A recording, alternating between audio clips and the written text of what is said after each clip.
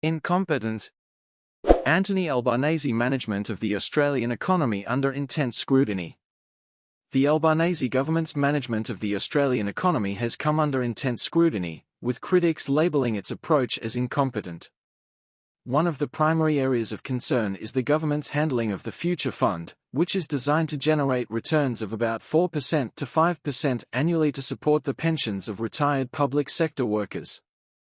Critics argue that recent changes to the fund's investment mandate could jeopardize its ability to achieve these returns, essentially politicizing what should remain a nonpartisan financial strategy. Peter Dutton, leader of the opposition, has been particularly vocal about these concerns.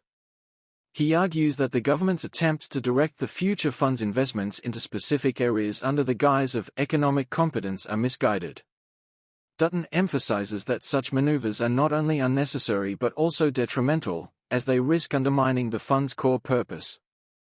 He asserts that the government should allow the Future Fund to operate independently, free from political interference, to ensure it can fulfill its mandate effectively. Dutton's criticisms extend beyond just the Future Fund. He points to the broader economic context, highlighting that the Albanese government made promises regarding mortgage rates and the cost of living that have not been fulfilled. For instance, he notes that average mortgage costs have surged by approximately $35,000 per year, while power bills have increased by around $1,000. Such rising costs, Dutton argues, illustrate the government's inability to manage the economy effectively and have led to widespread discontent among Australians. The opposition contends that the Albanese government's fiscal policies are not only failing to address these pressing issues but are also actively contributing to economic decline. They argue that the government's proposed changes to the Future Fund are a superficial attempt to project an image of economic stewardship while failing to deliver real results. Dutton's remarks underscore a broader sentiment that the government's decisions have not only been imprudent but could also lead to long-term negative repercussions for the economy. In addition to fiscal concerns, the Albanese government is also facing criticism for its proposed social media legislation aimed at protecting young users. This legislation seeks to impose fines on tech companies that fail to prevent access to their platforms by users under the age of 16. While the coalition supports the intent behind the legislation, they express skepticism about the government's capacity to execute it effectively.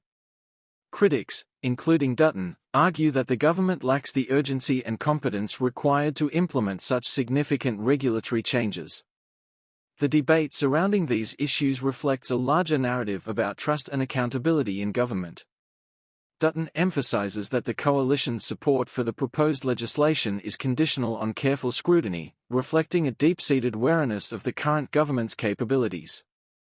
He notes that discussions around this legislation have been constructive, but there remains a pervasive concern that the government will not deliver on its promises.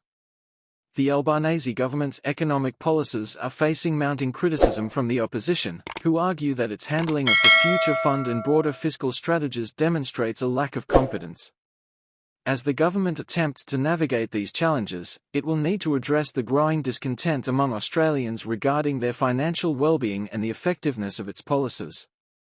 Whether the government can regain trust and demonstrate effective economic management remains to be seen, but the stakes are high as public sentiment continues to shift.